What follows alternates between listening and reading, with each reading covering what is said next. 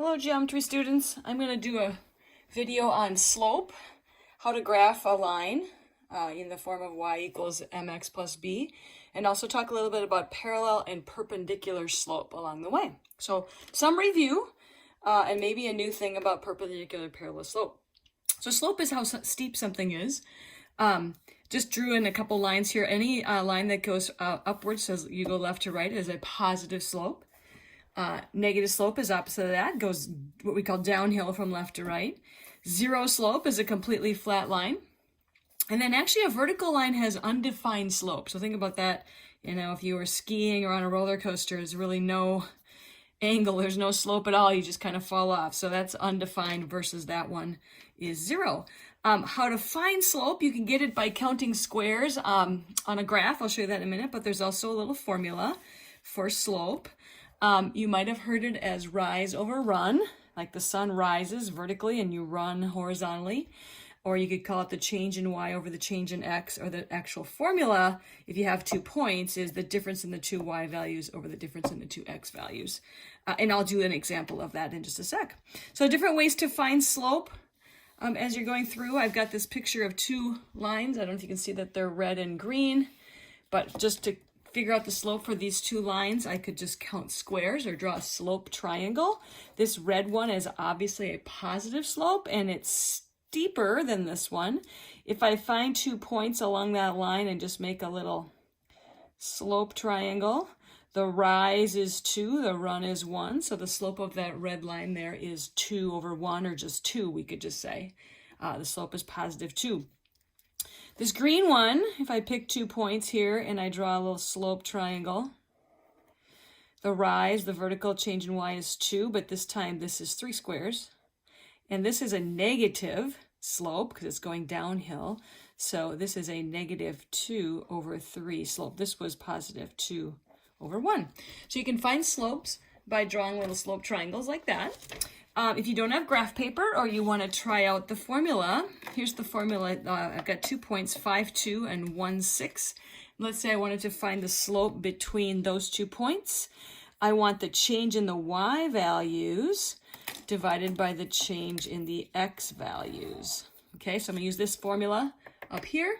I'm going to call this point 2 and point 1, so I'm going to do that first. It doesn't matter which one you pick, but you got to be consistent, stay with the same one. So on the top, I'm going to say 6 minus 2, and the bottom one, I'm going to say 1 minus 5. I'm going to be consistent, this minus this, and this minus that. That would give me a slope of 4 on top over negative 4 on the bottom, so a slope of negative 1 would be there. So that's how you use that formula to get slope.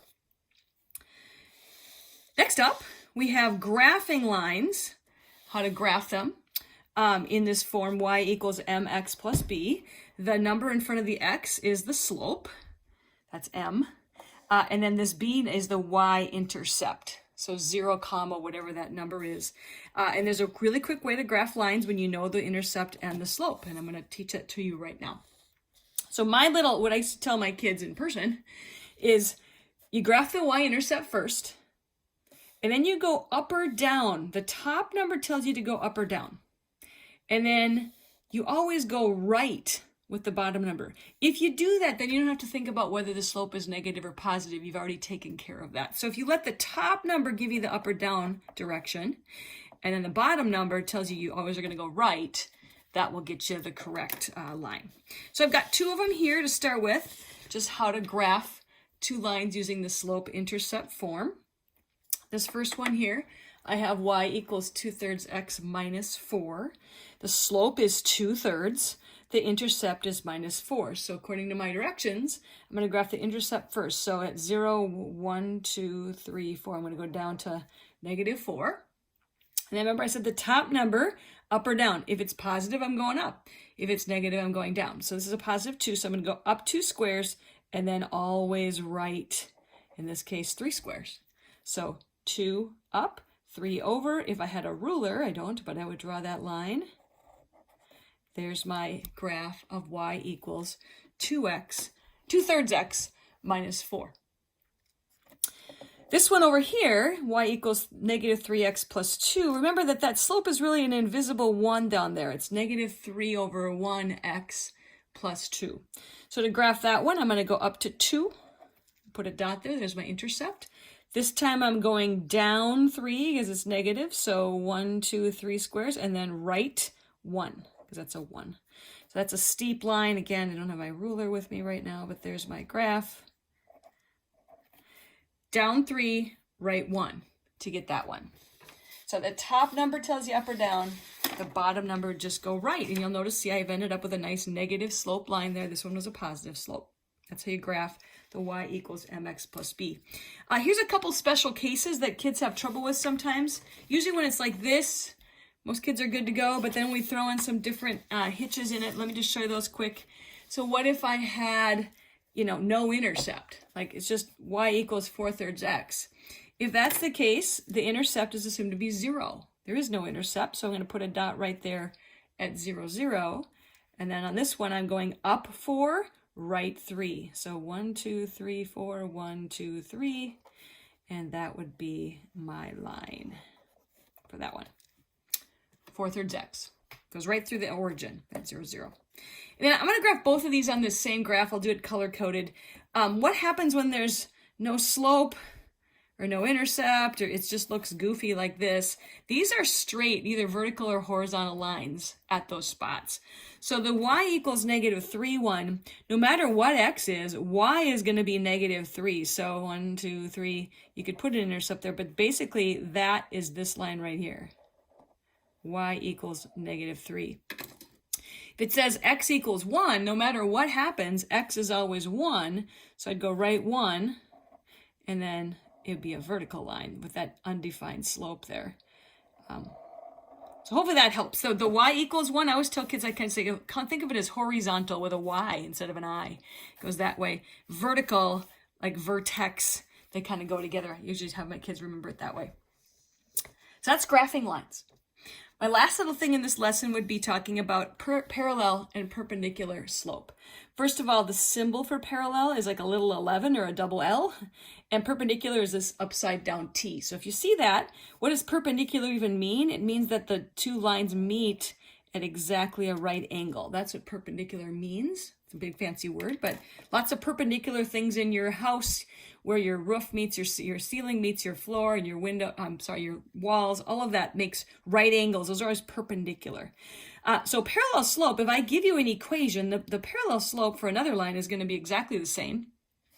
And perpendicular, you're going to take the slope and you're going to flip it and then change the sign. So if it was negative, it becomes positive, or vice versa. So I've got just a couple examples of that. So if I gave you this example, y equals 3x minus 2, that's my example.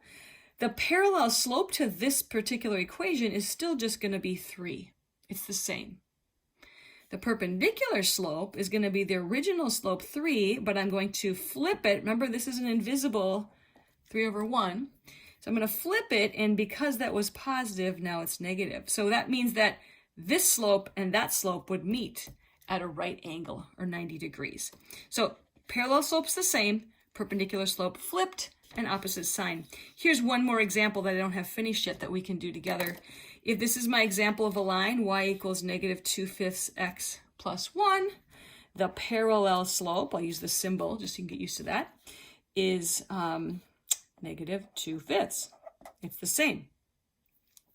The perpendicular slope to that line is flipped, 5/2, and because that was negative, it becomes a positive.